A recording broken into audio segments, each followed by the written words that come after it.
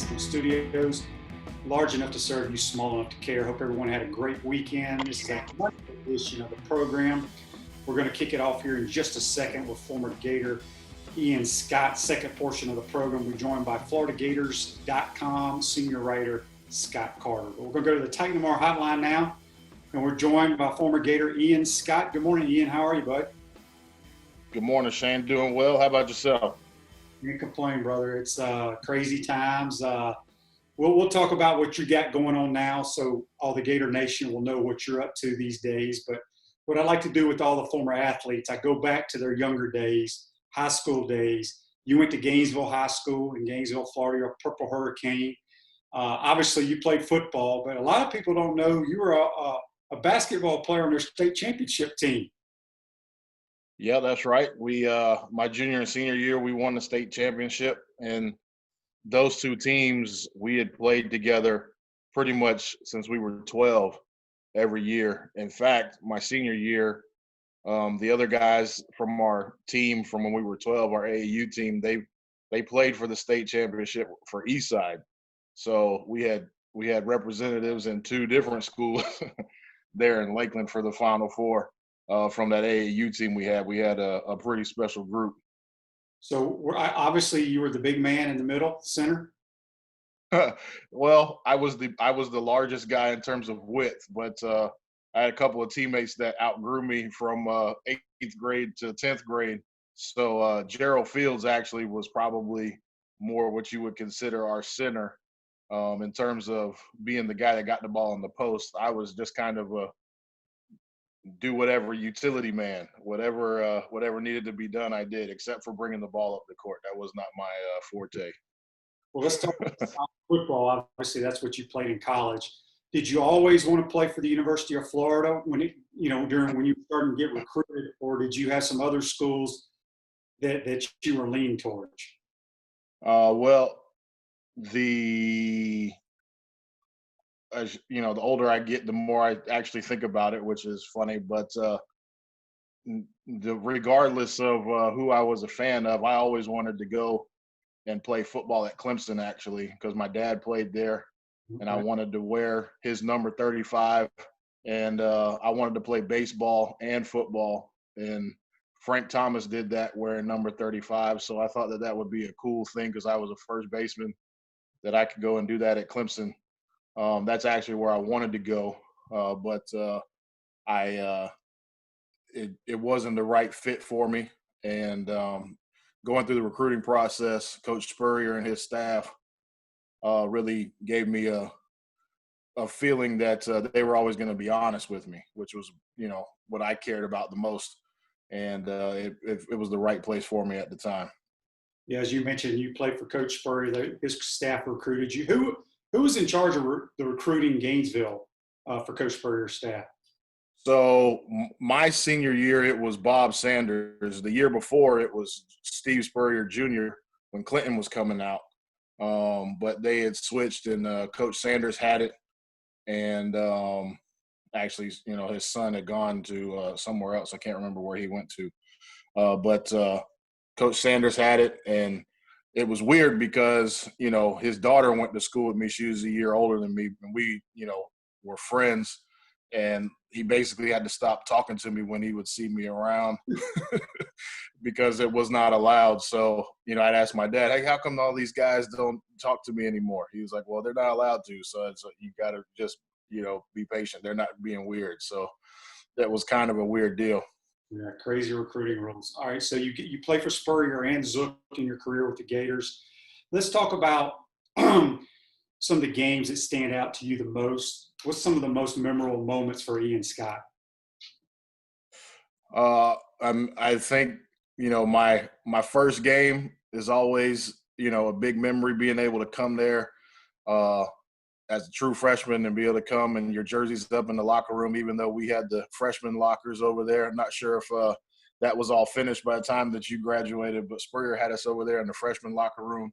And you got your jersey, and being able to go out there on the field and play in front of that stadium was something that I'll never forget there. Then we had the SEC championship, obviously, my freshman year was a great memory. I got to play a lot in that game, coming off of an injury because we had Gerard Warren, and then who everybody knew was leaving, and we had two fifth-year seniors, Derek Chambers and Buck Gurley. So Coach Broadway, who was the D-line coach at the time, wanted me to get some experience so I'd be ready for my sophomore year. So I got to play a lot in that game, and then in the Sugar Bowl after that against Miami. But that SEC championship, being able to win that title is a big deal, and that's a great memory.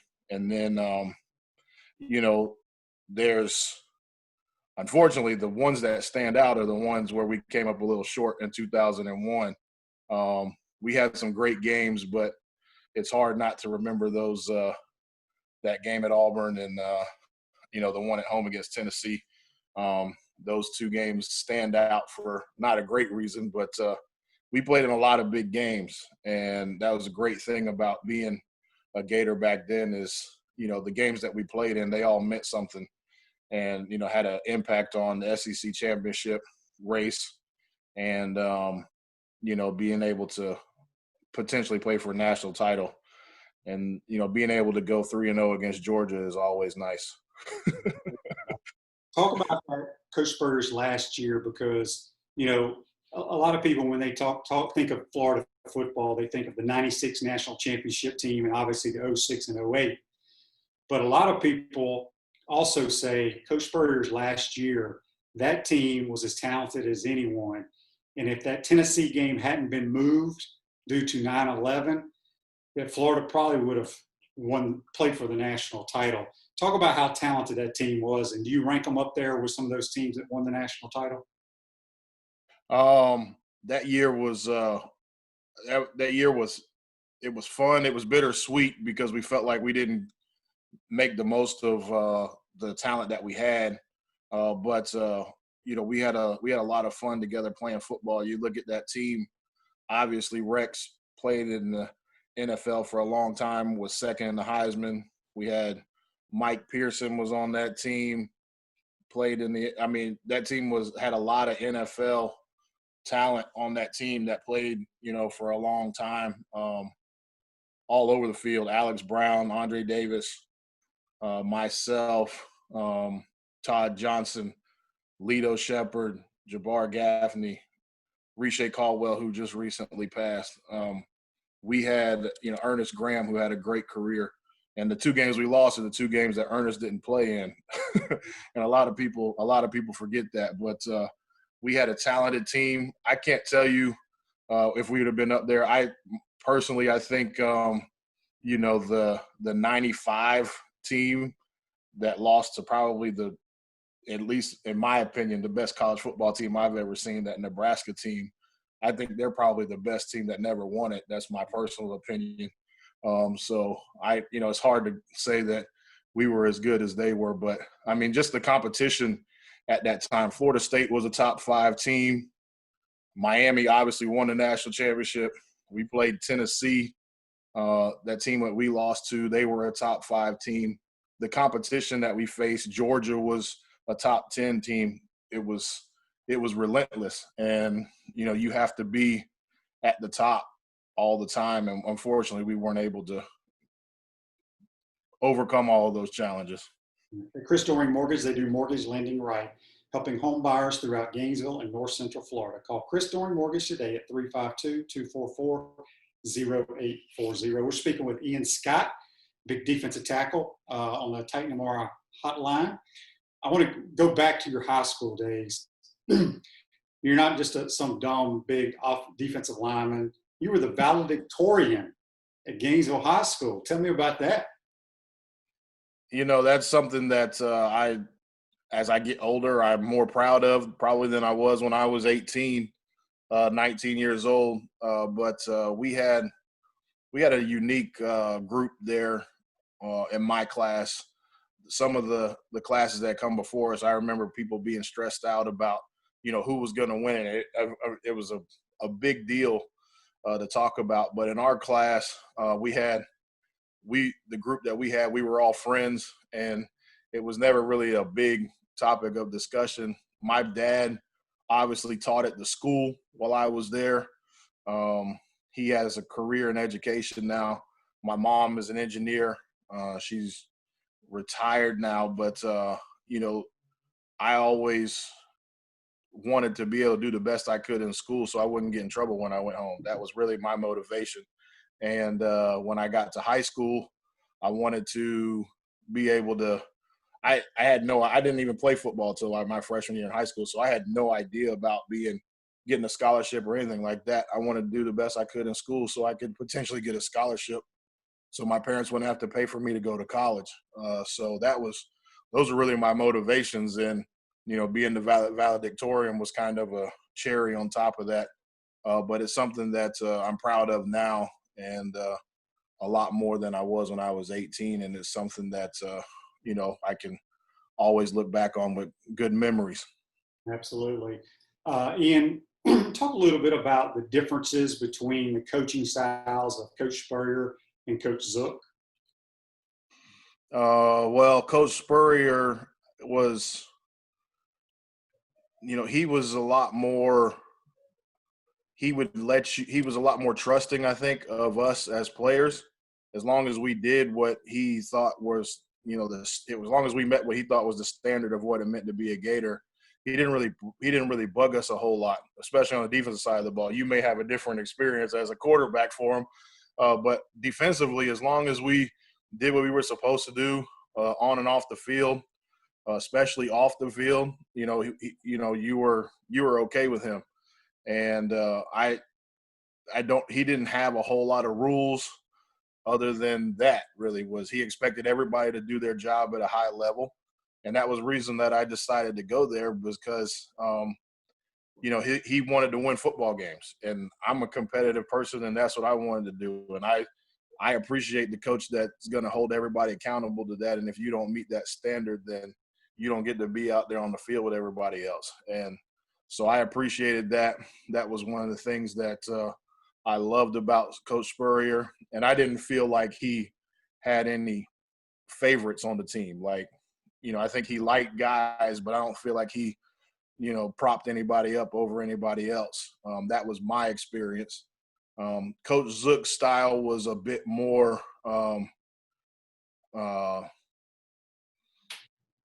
micromanagement, a little bit, for lack of a better term. He kind of had his hands in everything a little bit and tried to manage everybody at all different times. And, I think it's different that first year coming in, not knowing anybody, not having recruited anybody, especially for him because he was coming back from the NFL. Trying to figure out what that coaching style is going to be and who the guys are. It was very different. Coach Spurrier, when I was there, the school piece was a big deal. People get surprised when I tell them that, we had a deal where if you missed class, I think it was 5 times that you missed a game, you got suspended. And that was a big thing that we talked about all the time. And, there were, if you had to get something done and you needed to get it done, that there was understanding about the schoolwork piece. Being an engineering student, and that became a conflict when I became a junior. So that was a big source of conflict for me with Coach Zook, but just a different approach. Maybe just because Zook had a defensive background and Spurrier was a bit hands off as far as defense goes. So you leave school early. You get drafted by the Chicago Bears. You spend most of your time there. You also play with the Eagles, the Panthers, and the Chargers. Were you, Alex, Todd Johnson, and Rex all with the Bears at the same time? Yeah, and Tron LeFavor. So when Alex got drafted the year before, and then me, Todd, Rex, and Tron all got drafted the next year at the same time. So I actually have a picture of the 5 of us from minicamp, my first minicamp. But Tron was released before the season in our second year, Alex's third year. And so the 4 of us ended up being on that team that went to the Super Bowl. Yeah. So how'd you like living up there, that Lake Forest area where the facility is very nice, but damn, it's cold. Yeah, it's it's cold, and I tell people, when it's December and January and it's cold, that's not really a problem because you expect it to be cold in January. But when it's April and May and it's still 30 degrees outside, that can be a little bit of a challenge. My daughter's birthday is May 2nd, and it snowed the morning that she was born. That's that can be a challenge. But I love Chicago. If I could, I would live there. But my wife she's not a fan of the cold. She's a beach girl. She's a Florida girl, and she's got a hard no on being in the Midwest right now. Yeah. You were on that Super Bowl team, right? Yes, sir. Talk about what it mean. Gosh, I played in the league 14 years, man, and I never got even close to the Super Bowl.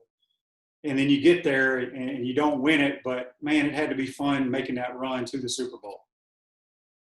It is. It's such an exciting thing, and being able to run out on that field and you're the only thing anybody's watching. The whole world is watching that game, and um, people like it's hard to describe. People don't always understand that.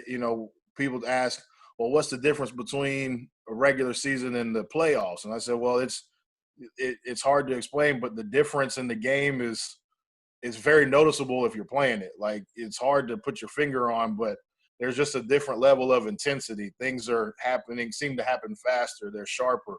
You have to be more on top of your details. And then you get the Super Bowl, and it's maybe even more, it's a little even more so because I think you just realizing that, all right, this is it. We win this game, and we're the best that did it this year. And you can say that, and nobody can ever take that away from you. And it's an exciting feeling, but man, it's kind of like jumping off of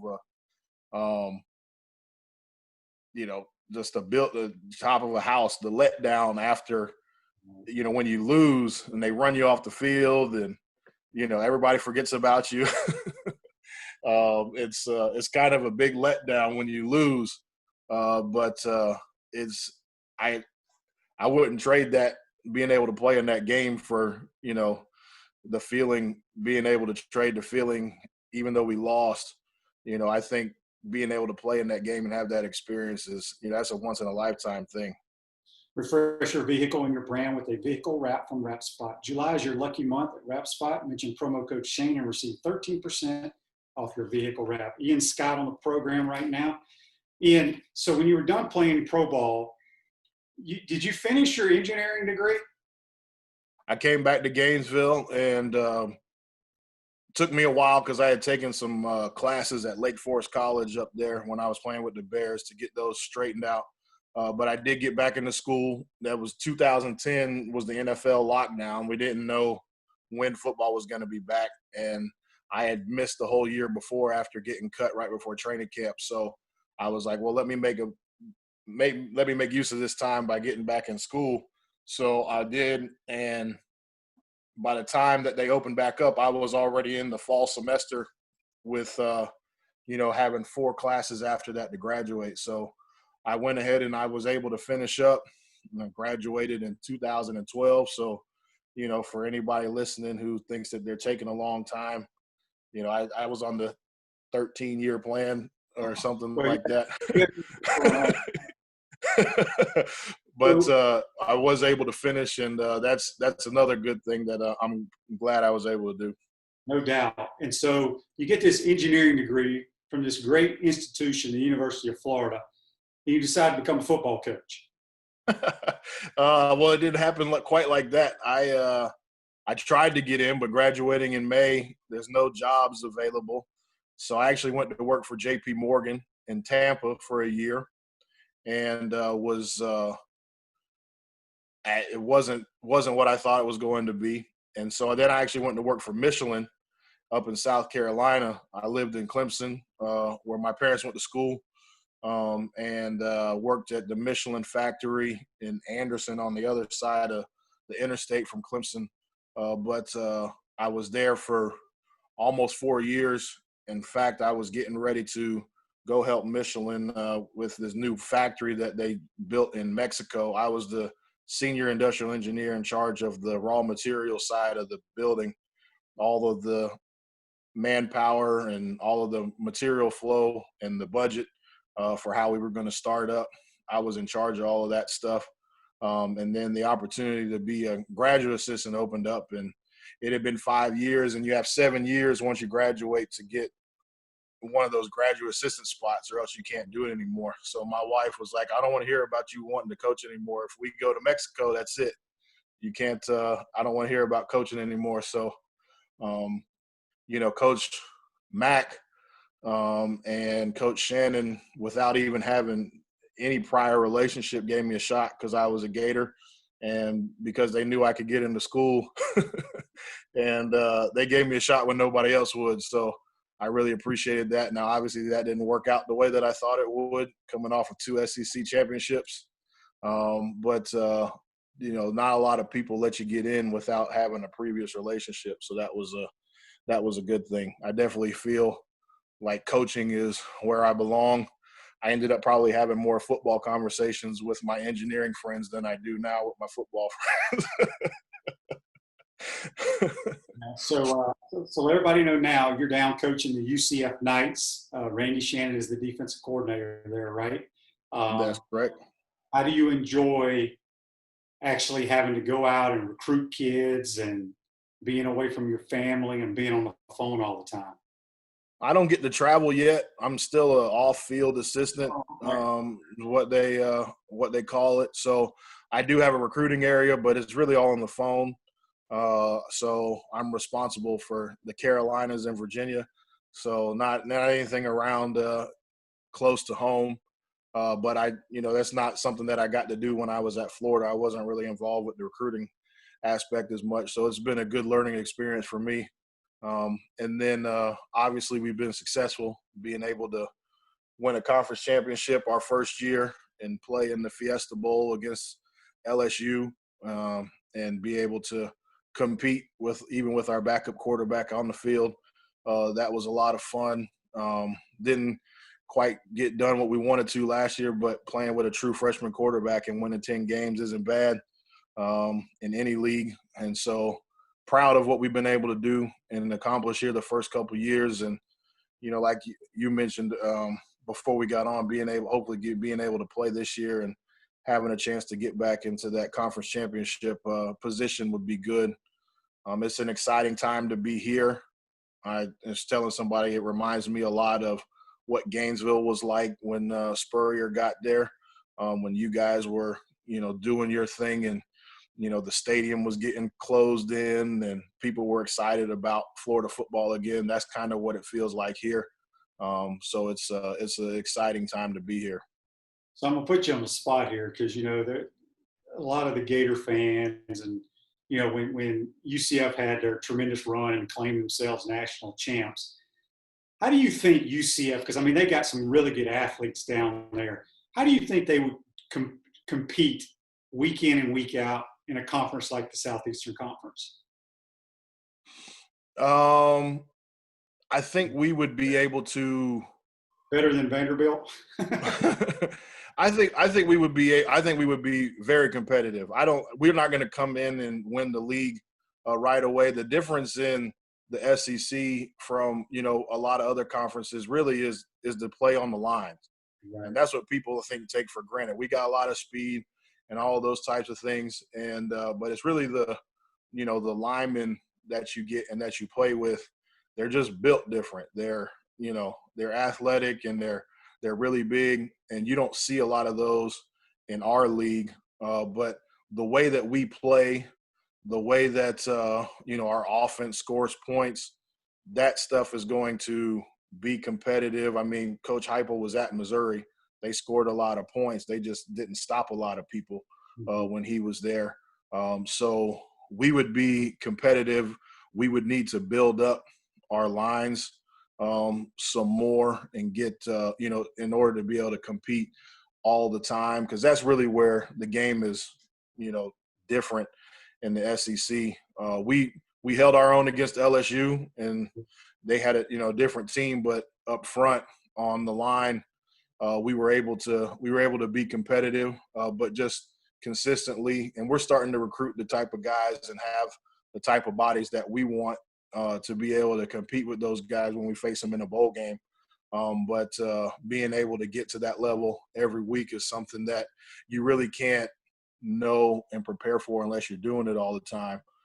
So I think being able to be in the conference, we'd be more competitive than some of the teams that are in there for sure. But to get to the top, you got to be doing it for a while and consistently to get there. And I mean, it took Clemson years, right, till they got the type of linemen that they could consistently compete with those SEC schools. Now they got it and they got it rolling. And even though they play in a different conference, they'd be obviously at the top of any conference they play in. So it takes some time. UCF is really 3 or 4 years into this rebuilding of what they want the program to be and being a national contender. So it's school's only 60 years old. So I think there's a lot of room to grow. They play good football, no question about it. What's the biggest difference? And I'm curious too, because you played at Florida, you've been in the National Football League, you've been a graduate assistant at Florida. From like when UCF goes and travels to play Memphis, compared to how when the Gators get ready to travel to go play Alabama. You know what I'm talking about? It's a different. Mm-hmm. Is it a big difference the way UCF travels to get ready for a game than like a SEC type team? The resources are not the same. We do the best that we can with what we have. We get to fly, but the flying is not going to be the same as an SEC budget. But we have an athletic director that gives us and provides, whatever we need within the realms of what he can do for us. And we've got a lot of tie-in with the university side, the institution. And so we've got a lot of support for all the athletics at UCF, which is why everybody is real excited about it. We're going to get to a point where, we're going to be, able to compete in every way. We've been able to, our support financial people have been raising money like crazy, comparable to what some of the Power 5 schools that they call them, whatever they call them, they're doing. And it's, like I said before, it's an exciting time. I think that, there's a unique opportunity at this place to really be able to be consistent in a way that some of the other schools that have been kind of on the cusp of this, 15, 20 years ago, weren't able to sustain. I think that UCF is in a unique position because of being in Florida, in the state with the recruiting base, being in Orlando where you can get, it's not, we've got a college feel in a big city, which is kind of a unique deal. And then just the marriage and the tie-in between the athletics and the institution of the school. We're going to be able to, we're going to be able to compete with anybody here, and there's really good things to come. Last thing for you, Big Ian, I ask all the guys that played for the head ball coach. You got a good story for us? I don't have. I was thinking. I was talking to somebody about. I don't have the best stories about Coach Spurrier, just because I wasn't with him all the time. I think the offensive guys have a lot more than, unless you're James Bates, who just is a great storyteller. My my best the story. It's not really a great story because some guys were in trouble. We played Tennessee my freshman year, and we didn't play well. And we had the Jabbar Gaffney catch that is highly disputed to win the game. And Coach Spurrier after the game, and it wasn't immediately after the game, but I think his Monday press conference or Sunday, whatever, whenever he talked to the media after the game that week, he talked about certain guys not being able to talk to the media anymore.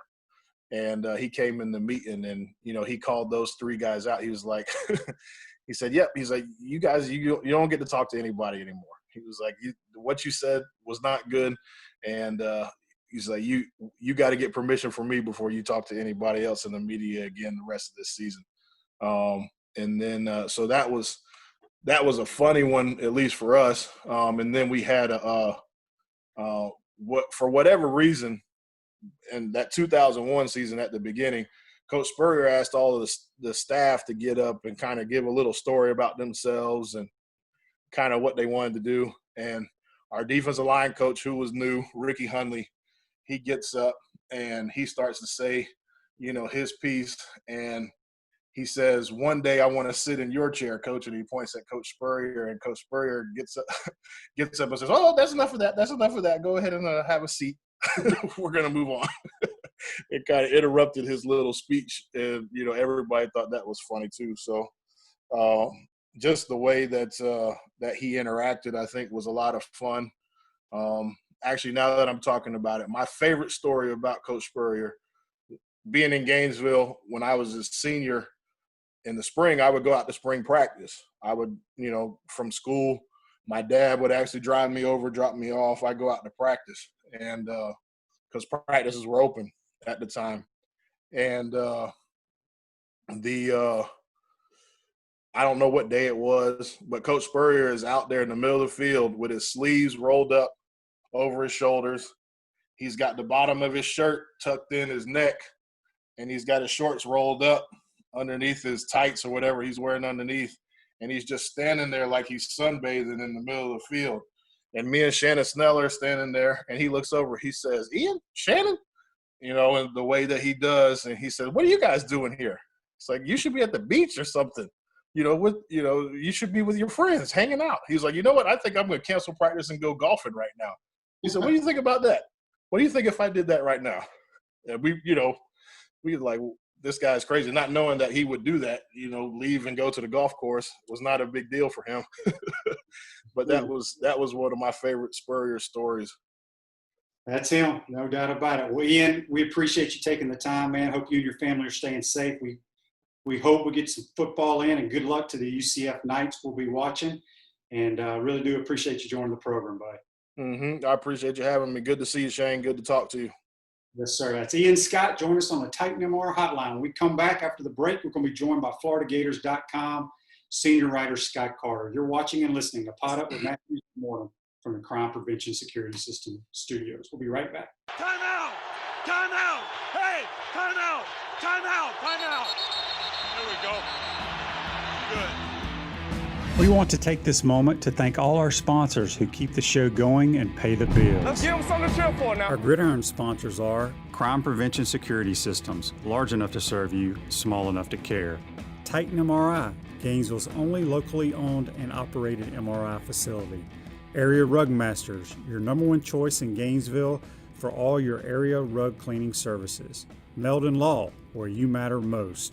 Peachland Dental, Gator Nation's first choice for dentistry in Port Charlotte. Bob in trouble, gets ready to throw, big hit. Our touchdown sponsors are Campus USA Credit Union, Celebration Point Town Center, The Digital Mortgage Guide, Adams Ribs, Gator Dominoes, Celebrate Primary Care, Center State Bank, Gator Bait Media, Davis Gainesville Chevrolet, Miapa Latin Cafe, Gators Dockside, Aikido America Martial Arts and After School, Doreen Weeby Realtor, Caldwell Banker MM Parish, Radware, Style Cuts, Wrap Spot, Ironwood Golf Course, TB Financial, Chris Doring Mortgage, Meadowbrook Golf Course, Darshakow Insurance, MB Listings, and Pomodoro Cafe. If you are interested in promoting your business on this show, you can visit our website, potupwithshane.com, and click on the Advertise button or call Freddie at 352-284-3733. Again, thank you for all the great businesses that support this show. Please remember, if you like what we are doing here, thank our sponsors and support the businesses that support us. He's looking, still looking. He's going for the end zone. He's got a touchdown! Welcome back to a Monday edition of Pod Up with Matthews in the Morning from the Crime Prevention Security System Studios. Large enough to serve you, small enough to care. Celebration Point's where the Gators come to celebrate with premium brands like Bass Pro Shop, Starbucks, and Regal Cinemas, and coming soon, the HBC's new restaurant, Spurrier's Gridiron Grill and Visor's Rooftop Bar. We will see you at Celebration Point. We're going to go back to the Titan Bar Hotline. We're joined by FloridaGators.com senior writer Scott Carter. Good morning, Scott. How are you? Hey, good morning, Shane. Doing well. Just like everybody else, seeing what's next in our our lives right now. Is this a coronavirus beard you got going on there? Yeah, this thing is going through different stages. I shaved it down a couple weeks ago, but every couple weeks I just let it go. I'm like, all right, I'm not going to see many people unless I do a Zoom call. But yeah, so haven't had a haircut in about a month either. My wife's been giving me the haircuts during this whole deal. Yeah, nothing wrong with that. Scott, let's talk about, I guess it was about a week ago, Scott Strickland did a presser with all the media. He had COVID. We know some athletes have had it. No issues there. I mean, people are going to get it. What did you take out of that press conference? Well, Shane, several things. Obviously, Scott had just returned from an SEC athletic directors meeting up in Birmingham on Monday, and that was the first time they've met in person since mid-March when they gathered up in Nashville at the SEC men's basketball tournament. And of course, right after that, we all know what happened. And, it was a chance to kind of see where everything is because, he was asked about a month ago. He met on campus in an event and, he voiced an optimistic tone. And I think everybody had a lot more optimistic tone in mid-June. But now here we are riding into mid-July to late July. And things have changed. And in the Birmingham meeting, I think the athletic directors heard Greg Sankey discuss the league's view and how things have changed. I mean, it's not as, I guess, optimistic's the word. I mean, it's just not as optimistic right now. Craig Sankey also said, until there's a way to do this safely for the players and student athletes, it's not going to happen. And now there's just so many questions. But he reiterated that late July has always been the date there for the SEC to feel that it has to make an official move regarding a regular start to the season. And we're right up against that door. So we're obviously going to hear something in the next few days if the league's going to, postpone the season, reschedule it later in the fall. Don't know where it stands right now in terms of that. I don't really think anybody does unless we get some really good news nationally with the coronavirus in the next few days. It seems to me it's a long shot to think that the SEC college football is going to start on time. When you say postpone, I think that's the one word I don't want to hear. There's really no way, unless things progressively get worse. Let's just say they postpone. It's better than canceling, I should say. They're going to have to play college football at some point. There's people say there's no way they can do it in the spring. I disagree with that, but they have to play college football at some point this year. I know it's different. You got all these AAU volleyball tournaments going on around the country now. I know a bunch of people are playing travel baseball right now, and there's been no issues there. PGA Tour has done a tremendous job with what they've done. They had a couple guys test positive. They just sit them out. I guess we'll find out a little bit more, and it will help the SEC and the NCAA football to make a decision with how baseball and basketball professionally kick off here in the next week or so. Yeah, that's something that they will watch closely. And Scott Strickland kind of referred to that. I think he was asked on that Zoom call, Shane, about that comparison, and he made a good point. And college athletics is a lot harder to put in this bubble, as the term is, than a pro league. In the pro league, I mean, you've got the players, you've got the coaches, you've got the trainers, and the support personnel, and it's a pretty tight-knit group. In college, I mean, you've got college football especially, you got, 85 scholarship players, another 15, 20 walk-ons, all the support staff. And, at UF, you got, 35, 40,000 students. So it's a lot harder to bubble that than it is, and that's just typical of any campus around the country. It's a lot harder to bubble that than it is a pro league, but certainly it's interesting to see how these pro leagues, what the virus is going to do as they do start playing, and is it a pretty well maintained, I guess, spread once it gets going, and if it is, other league, there's going to be some information there that college football and college sports can certainly learn from and hopefully utilize down the road. And it's like I'm like you, Shane. I feel like it's sometime during the 2020-21 academic year, I think we'll see college football. I don't know when, but we all know how important it is to really everything, certainly in college athletics. I mean, it funds everything. And the powers that be, if there is a way to play, it will be played. And, we've seen things before, not maybe in our lifetime, where it's happened like this and it's always returned. And I expect the same thing to happen this time. I just wish that we had a better, clear answer here on July 20th or whatever it is. Right. I thought I saw on Twitter, Alabama, their game against Southern Cal, supposed to be out in Dallas, got canceled. And they're looking for a team to play opening week. And I saw where Notre Dame, there were some talks there. That got shot down. Then it was a BYU deal. And now I don't know I can't remember who else they were talking about. Do you think they're going to find somebody if we play, just somebody to play them this quickly? That's tough. I mean, you know how these schedules are. I mean, they're locked in, and you throw all the other stuff that's going on right now into the mix. These extra safety precautions that you have to put into place, and travel, and the concerns over that, and then of course the financial component. I don't. It's Alabama. Maybe someone out there will want to get on that marquee stage with them, but it's a hard thing to kind of envision right now to see how that's going to come together. Now, if they're playing, if let's say the season's postponed until November or maybe later, yeah, I mean they've got more time. But like any kind of game in the next couple of months to set up and to schedule and to arrange everything, that would be a huge task, I think, to make that happen. But it would certainly be a good way to kick off a season whenever it does start. That would get people talking about college football again right away if it's Alabama and a marquee opponent. Scott, do you think, I want to say the SEC or maybe it was the NCAA, they postponed volleyball and soccer. They can't start till August 1st or something along those lines? September 1st so they moved that back really about 2 to 3 weeks where they would normally start. And then, it's everything's kind of fluid. You may see that date move again as more news and information comes out. But as of right now, that's something the SEC did do last week.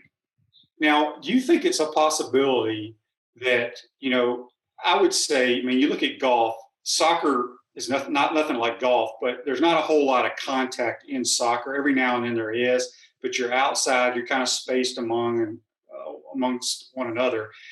Do you think it's going to be one of these deals where the SEC or whatever conference it is, if they're going to not play football, they're not going to play any sports? Or is it a possibility that they say, okay, we're postponing football and volleyball, but we're going to move forward and play soccer? Is that a possibility, you think, at all? I haven't heard that, Shane, and I'd be surprised if that's how this thing evolved. I mean, one thing that this has done is it's kind of not so much for people who are around the sport like you and other people who have connection, but a lot of the general public, I think, have been kind of educated on how college athletics works. And, football pays all the bills.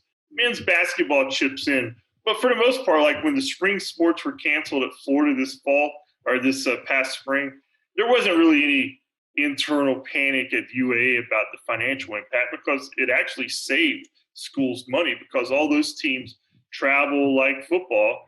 They travel more, although they don't have as many teams or players and coaches. They travel more, so the costs certainly add up there. So, when you don't have the football component of it, it would be hard-pressed me to imagine. Maybe other than men's basketball in some kind of NCAA tournament, since we did miss that last year. Maybe if things got right before then and the timing lined up, maybe men's basketball goes. But I can't imagine too many of the other sports playing if football doesn't, Yeah, good point. So I want to say the Gators are supposed to start training camp August 7th, if I'm not mistaken. Is that the correct date? It sounds in the neighborhood. Yeah. So we're sitting on this Monday morning, July 20th. What does Scott Carter, do they think they put on the helmets and the cleats and practice that day? They may practice that day. I don't know if they'll be practicing against each other like we would normally think because, this period right now, Shane, the coaches actually have a little window right now, I think until July 24th, to where they can give some on-field instruction to the guys beyond them doing their voluntary workouts by themselves. I think we're going to know a lot more before August 7th. I think with the SEC last week with that AD's meeting, what Craig Sankey said afterward about late July being kind of their bulletin on the calendar the whole time. I think we're going to know more about, is it going to be pushed back? And, I'd love to say that we'll see him out there August 7th. I'd love to be out there watching from the sideline and saying hi to you there on the sideline. I just don't know right now as I sit here if I'm thinking that's a reality right now. Yeah. Last thing for you, Scott. They've been tearing up McKeithen Stadium, which it's sad to see it go, but I know they got a great new ballpark. I've been preaching for an indoor football facility for many, many years, and I am so excited that it's finally coming. How far along are they on that? Have you been on campus recently? I actually was over there earlier today. I just over in that area, and the stands are still up at McKeithen Stadium. If you drive up Southwest Second there and look past the football fields there, you'll still see McKeithen Stadium. But it's gutted as far as the field, and they've got big machinery out there. And, where the outfield was and the road behind it, that's all with machinery. That road's cut off. So I would expect to see the actual grandstand to get knocked down here in the next few days. And then, like, as you said, they're going to work on building the new football facility, which Gator fans have been waiting on a long time, and it's finally here. So that's a positive we at least have to talk about. And I drove by the new baseball stadium today too. I mean, they've got some signage up there. It's got Florida up there now, and some logos. And that place. I don't know if you've seen it lately.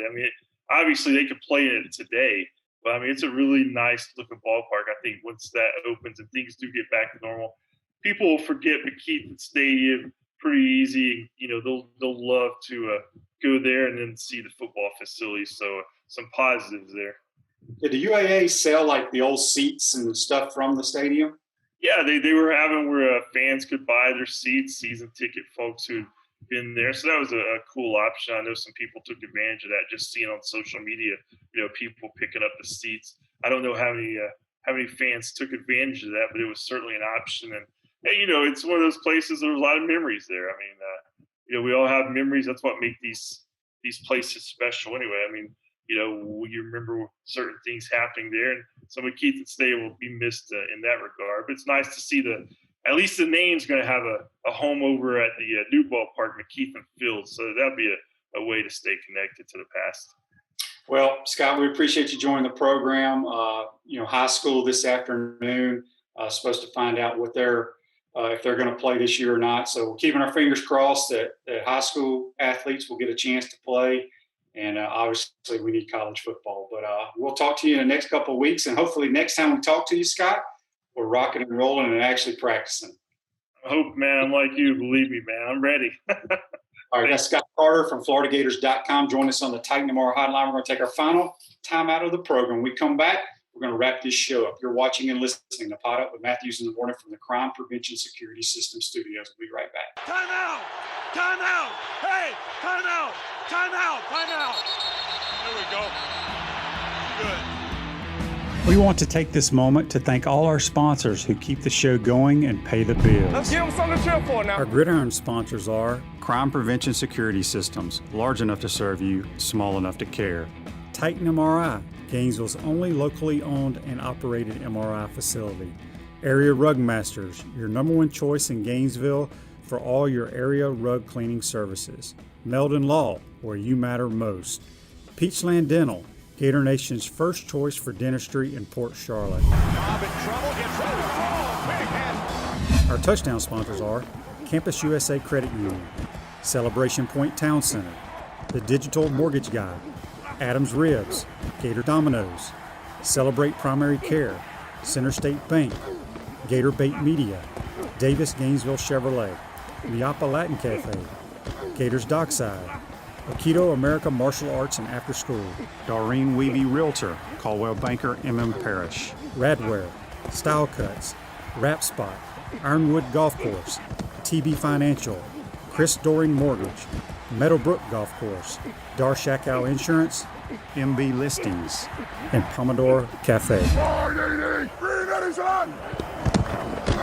If you are interested in promoting your business on this show, you can visit our website, potupwithshane.com, and click on the advertise button or call Freddie at 352-284-3733. Again, thank you for all the great businesses that support the show. Please remember, if you like what we are doing here, thank our sponsors and support the businesses that support us. He's looking, still looking. He's going for the end zone. He's got a touchdown. Welcome back to a Monday edition of Pod Up with Matthews in the Morning from the Crime Prevention Security System Studios. Large enough to serve you, small enough to care.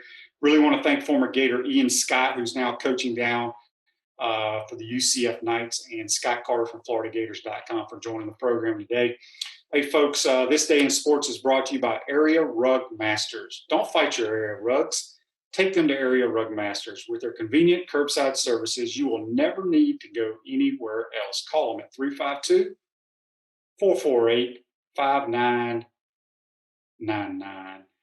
This day in sports, back in 1976, Hammer and Hank Aaron hits his 755th and last home run off Angels' Dick Drago. That's brought to you by Area Rug Masters. Going to let you know what we got lined up for the rest of the week. Tomorrow, we'll be joined by Dr. Pete Indelicato, longtime Gator orthopedic surgeon, team doctor. He'll have some tremendous stories for you as well. Also, Buddy Martin on Tuesdays as normal. Wednesday, we got Rex Grossman, former Gator quarterback with the Chicago Bears, played in the Super Bowl, by the way. On Thursday, we have Barry Smith, former FSU player, has some ties to Coach Spurrier. He'll probably have some good Spurrier stories. And then Friday, we're going to wrap it up with a little baseball segment with Johnny Wiggs, head baseball coach at Santa Fe College, former Gator pitcher. That's going to be a wrap for today. Today's show is a wrap, and it is brought to you by Wrap Spot. Stay safe out there, folks. Make sure you tune in, like us, follow us, all that good stuff. We'll see you tomorrow.